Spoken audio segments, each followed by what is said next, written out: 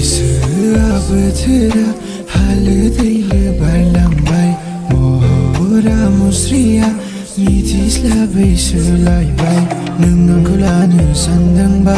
नों आंखौ लानो सानदोंबा दानेसै नों जेबो दानेसै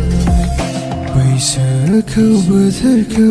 हालो दैलो बारलांहो महरा मुस्रिया जोंनालाय बिदिनोसै दे जुलि लानो सानदोंबा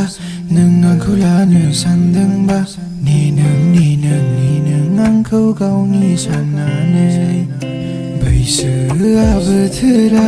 हालो दैलो बारलांबाय बैसोखौ बोथोरखौ हालो दैलो बारलांहो